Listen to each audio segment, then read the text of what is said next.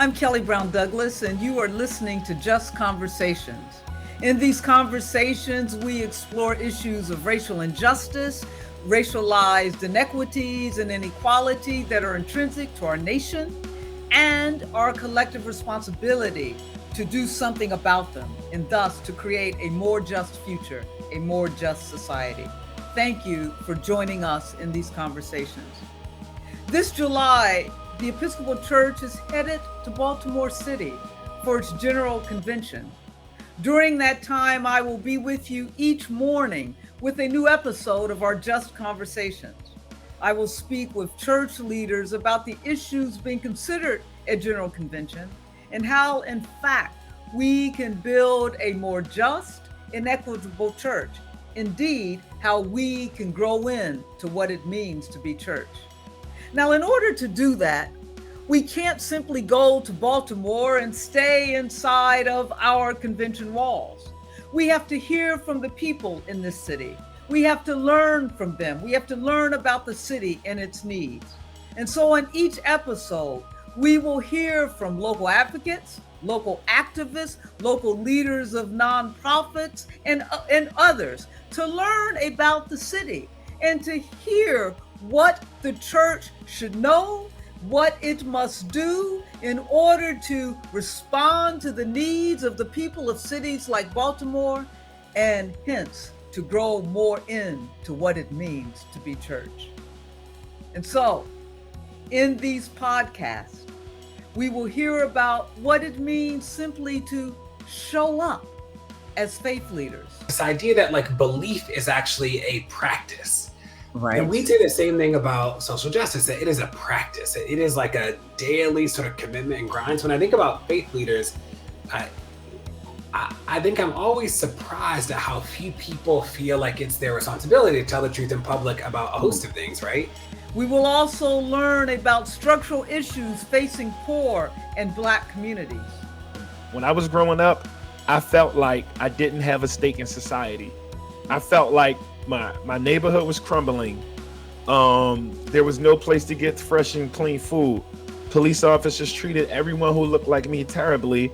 And then I would go to school where education was just almost like a joke, even to the people who worked there.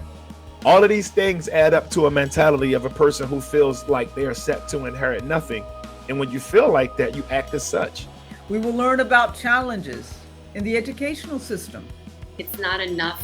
It's such a low bar to say, well, we want someone to graduate from high school. Of course we want that. But what we really want is for them, we want liberation. It's having all of the internal and external resources necessary to live the life that you want to live. And just acknowledging that while our young people in Thread are just geniuses, the structural barriers are very real.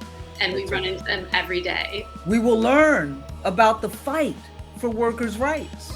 The mayor and the governor and the powers that be agreed to our demand for a living wage. And then the next year we were able to unionize that stadium workforce. And what we learned was that is kind of a standard operating procedures, and a lot of public money goes into major corporations and corporate developments that seem to not have any standards for how communities would be impacted or actually benefit from those things. And we will hear directly from young people who are becoming leaders in their community.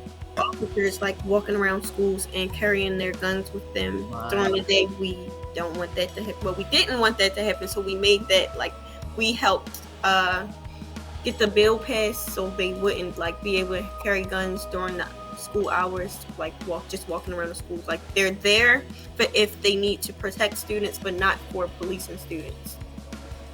Now, if you have not already, please subscribe to Just Conversations wherever you listen to podcasts, and share this show, we hope, with your friends.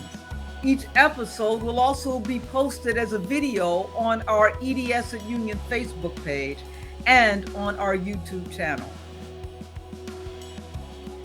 Our first episode in this series will be released on July 7th, and I will be speaking then with my longtime friend and colleague, our presiding bishop, the presiding bishop of the Episcopal Church, Michael Curry, and the Black Lives Matter activist and founder of Campaign Zero, DeRay McKesson.